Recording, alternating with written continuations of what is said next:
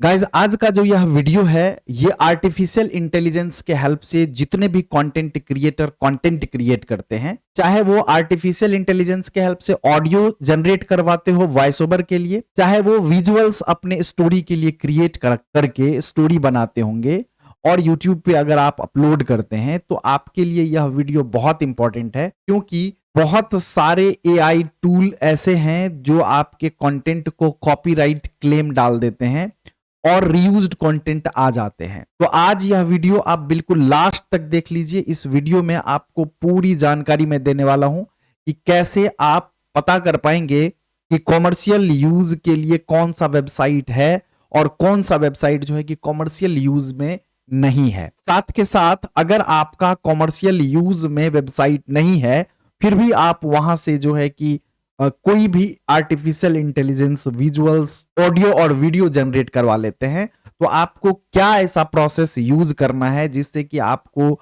उस पे copyright claim ना आए, तो आपको यह वीडियो बिल्कुल लास्ट तक देखना होगा।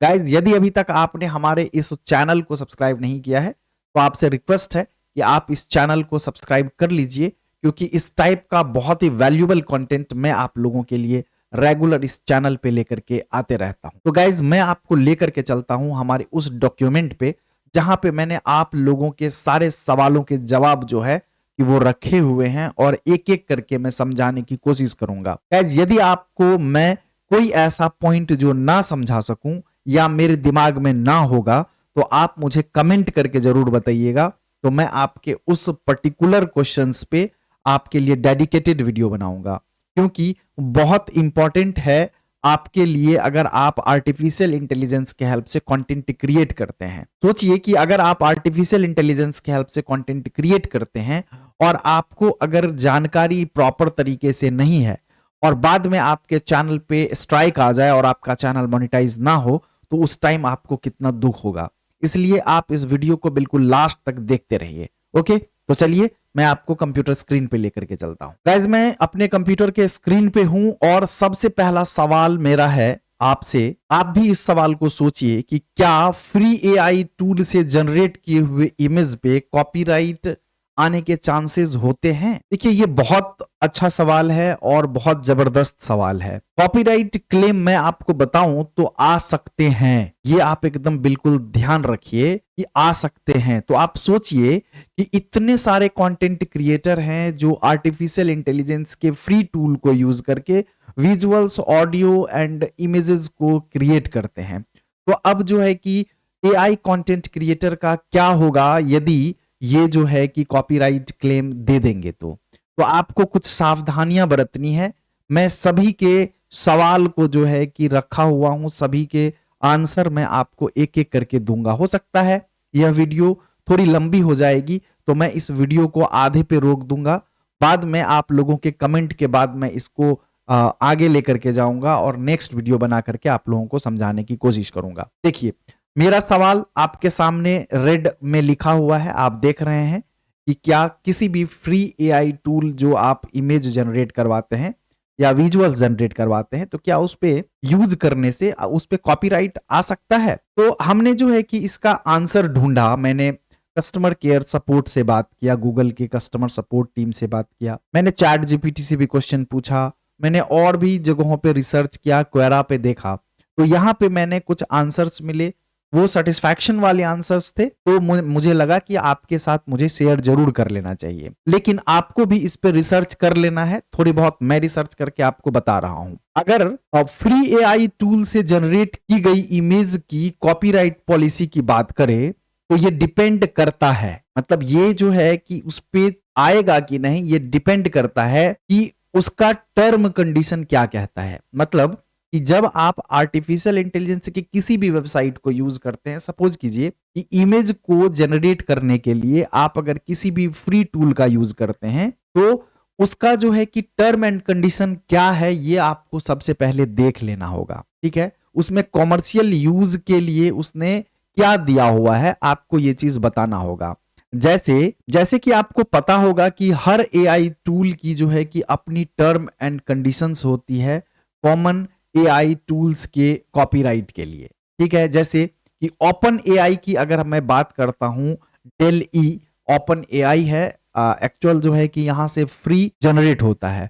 वैसे आप डेली को जो है कि मेटा एआई पे यूज करते होंगे, जो यहाँ से जो है कि बिल्कुल फ्री में इमेज एंड जो है कि ऑडियो सॉरी वीडियो जो है कि वो जनरेट होता है। ओके, तो अब आप देखिए कि डेल ई जो है कि वो ओपन एआई का एक पेरेंट कंपनी है और आप इसके फ्री वर्जन को जनरली यूज करते हैं। हम लोग जहां भी एआई चैटबॉट का यूज करते हैं, विजुअल्स जनरेट करवाने की बात करते हैं, तो मोस्टली प्लेसेस पे मुझे डेल ई और ओपन एआई मतलब दोनों सेम ही है, उसी का जो है कि वेबसाइट मिलता है। तो यहां पे जो है कि आप इसको कॉमर्शियल यूज में ले सकते हैं, ठीक है, लेकिन इसके कुछ टर्म और कंडीशंस हैं जिसको आपको फॉलो करना पड़ेगा। अब ओपन एआई डेल ई के फ्री वर्जन में क्या टर्म एंड कंडीशन है ये आपको खुद R&D करना होगा। यदि आपको इसके बारे में नहीं पता है और आप डेल ई से अपना विजुअल्स तैयार करते हैं, मतलब कि मेटा एआई का यूज करके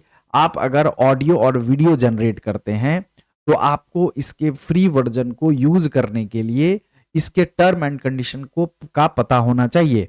अगर नहीं पता है तो कमेंट करके मुझे बताइए, मैं इसके ऊपर भी आपके लिए डेडिकेटेड वीडियो जरूर लेकर के आऊंगा। सेकंड इसमें आती है कि स्टेबल डिफ्यूजन का। स्टेबल डिफ्यूजन मतलब कि फ्री होता है और ओपन सोर्स होता है। ओपन सोर्स का मतलब होता है जो फ्रीली जो है कि अवेलेबल होता है, मार्केट में बीटा वर्जन में होता है।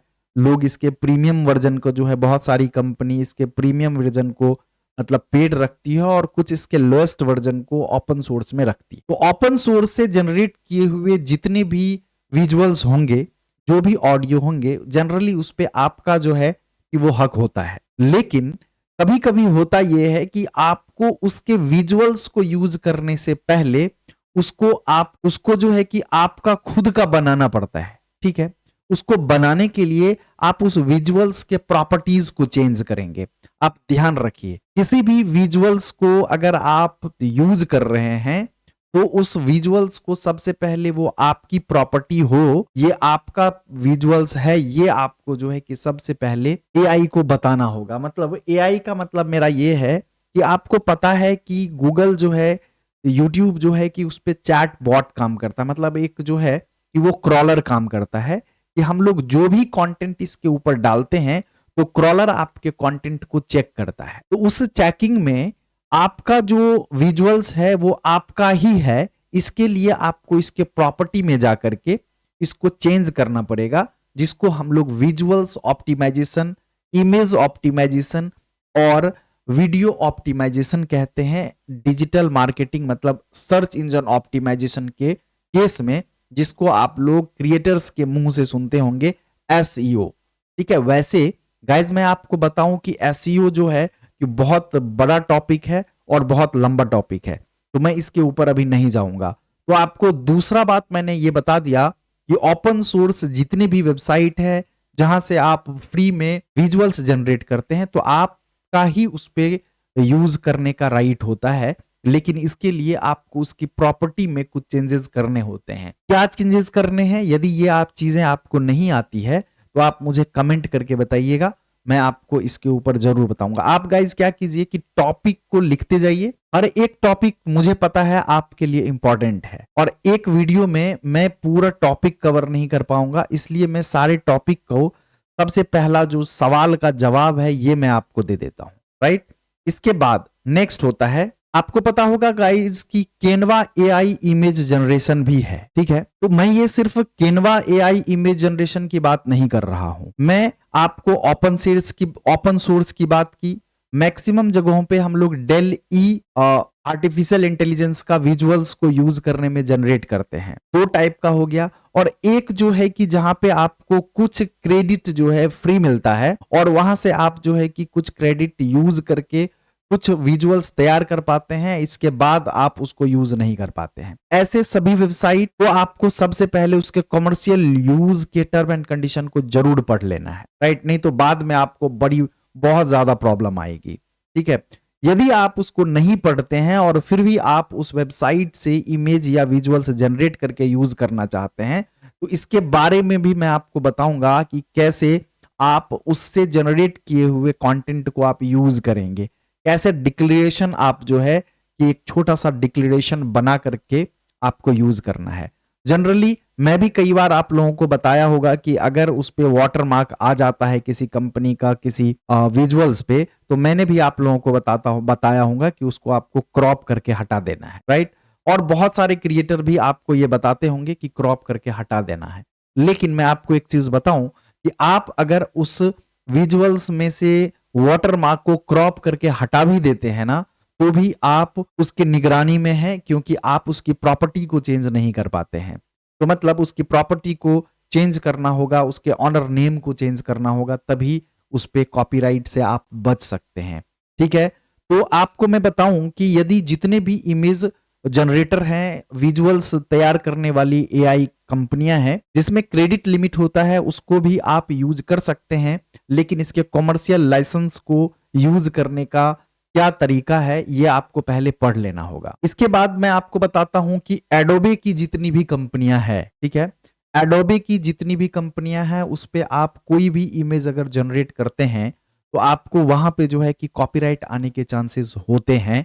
इसलिए आपको जो है कि उसके लाइसेंस को जरूर पढ़ लेना है। तो गाइज, आपके पहले सवाल का कि क्या फ्री एआई टूल से जनरेट किए हुए इमेज पे कॉपीराइट आने के चांसेस होते हैं, आते हैं, तो इसका जवाब आपको मिल गया होगा। आते हैं, ये आप एकदम ध्यान से समझ लीजिए कि अगर आप फ्री टूल से यूज करते हैं तो उसमें कॉपीराइट आने के चांसेस हैं। तब ये आपके ऊपर डिपेंड करता है कि आपको कॉमर्शियल लाइसेंस इसका पढ़ लेना है, टर्म कंडीशन पढ़ लेना है। यदि आप नहीं पढ़ते हैं फिर भी आप उसका यूज करते हैं, तो मैं आपको एक कॉमन बेसिक तरीका बताऊंगा कि कैसे आप ऐसे विजुअल्स को अपने वीडियो में यूज कर पाएंगे। यदि आपको इसके बारे में जानना है तो गाइज आप मुझे कमेंट करके बताइएगा। हो सकता है कि मैं आज आप लोगों को बहुत बेहतरीन एक्सप्लेनेशन नहीं दे पा रहा हूंगा, क्योंकि मेरे सिस्टम में कुछ प्रॉब्लम आ चुकी है और मैं बहुत टाइम हो गया है मुझे इसको ठीक करते करते, तो मैंने आज जैसे तैसे वीडियो रिकॉर्ड कर रहा हूं। ठीक है, इसके बाद मैं आपको नेक्स्ट हाईलाइट पॉइंट्स आपको बता देता हूं और फिर मैं वीडियो को आज यहीं पे रोकता हूं। अगर आपको इस टॉपिक के ऊपर कुछ बातें जाननी है तो आप मुझे कमेंट करके बताइएगा, मैं आप लोगों के लिए जरूर बताऊंगा। और आपको ऐसा टॉपिक की बिल्कुल रिक्वायरमेंट है, जानना आपके लिए बहुत जरूरी है यदि आप एआई के हेल्प से वीडियो कंटेंट तैयार करते हैं तो। ठीक है, सेकंड आपके लिए जो मैं लेकर के आया हूं वो ये है कि फ्री एआई टूल्स की लिमिटेशंस क्या है। ठीक है, ये आपको जानना बहुत जरूरी है कि फ्री एआई टूल्स जो आप लोग यूज करते हैं उसका क्या लिमिटेशंस हैं। ठीक है, वाटरमार्क या एट्रीब्यूशन रिक्वायरमेंट क्या है। यहां पे एट्रीब्यूशन जो है कि गाइज ये बहुत बड़ा कंटेंट है। एट्रीब्यूशन रिक्वायरमेंट ये बहुत बड़ा टॉपिक है। आप यकीन मानिए कि अगर मैं एट्रीब्यूशन रिक्वायरमेंट के ऊपर ही बात करने लग जाऊं तो मुझे लगता है कि 40 मिनट का वीडियो ये बन जाएगा। और इसी एट्रीब्यूशन रिक्वायरमेंट में आपको जो है कि फ्री एआई टूल की लिमिटेशंस के बारे में पता चल जाएगा और कभी आप धोखा नहीं खाएंगे। ठीक है, इसके बाद थर्ड है जो मैं आप लोगों से नेक्स्ट वीडियो में डिस्कस करूंगा कि कॉपीराइट क्लेम का रिस्क कब होता है। राइट, मतलब कि ये जानना बहुत जरूरी है कि यदि आप एआई से कंटेंट तैयार करते हैं तो ये तो मान करके चलिए कि वहां पे कॉपीराइट आ सकते हैं। ठीक है, तो मतलब ऐसा है कि पैरासिटामोल से बुखार कम होता है, लेकिन गाइज पैरासिटामोल जो है कि वो शरीर में हानिकारक भी होता है। अगर आप रोड पे चलते हैं तो एक्सीडेंट हो सकता है, लेकिन उसमें हम लोग क्या करते हैं, कुछ सावधानियां बरतते हैं जिससे हम सेफ अपने घर तक या अपनी डेस्टिनेशन तक पहुंच जाते हैं। तो इसी तरह से एआई से जितने भी कंटेंट क्रिएट होते हैं वहां पे कॉपीराइट आने के चांसेस होते हैं, लेकिन उसकी सावधानियां क्या है ये मैंने आपको इसकी लिमिटेशंस के ऊपर मैंने बात की। कॉपीराइट क्लेम के रिस्क कब होता है ये भी मैंने आपको जो है कि बात की।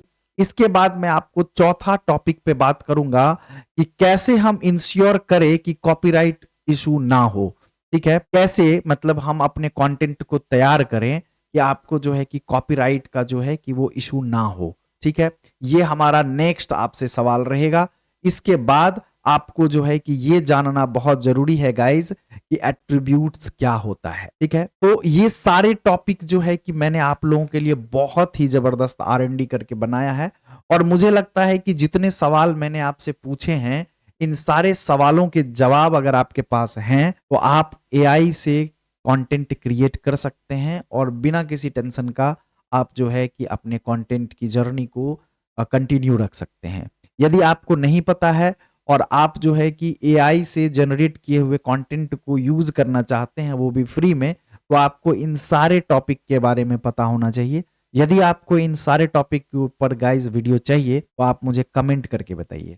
आप लोगों का कमेंट नहीं आता है, जिसकी वजह से मेरे को डेडिकेशन नहीं मिलता है और मैं आपको दोबारा जो है कि वीडियो नहीं बना पाता हूं। जैसे इससे पिछले वाले वीडियो में मैंने प्रॉम्प्ट के ऊपर बात की, लेकिन आप लोगों का इंटरेस्ट प्रॉम्प्ट के ऊपर नहीं था, तो आप लोगों ने 10-15 लोगों ने प्रॉम्प्ट लिखा नीचे कमेंट में। 10-15 लोगों के बाद जो है कि मतलब मैं वैसे तो बना ही दूंगा, लेकिन वो डेडिकेशन नहीं होता है। कम से कम किसी एक टॉपिक पे 50-100 लोग भी अगर होते हैं जो उनको जानना होता है, तो मैं फिर उस पे वीडियो बना सकता हूँ। ओके, तो आप लोग जो है कि मुझे कमेंट करके जरूर बताइएगा कि आपको जो है कि AI कंटेंट के ऊपर जितने भी मैंने सवाल दिए हैं उसके आंसर आपको पता है।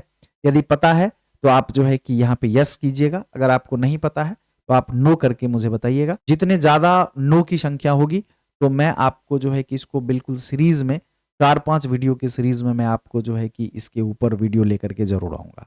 ठीक है, तो गाइज आज के लिए इस वीडियो में इतना ही, मिलते हैं फिर नेक्स्ट वीडियो में, तब तक के लिए बाय बाय।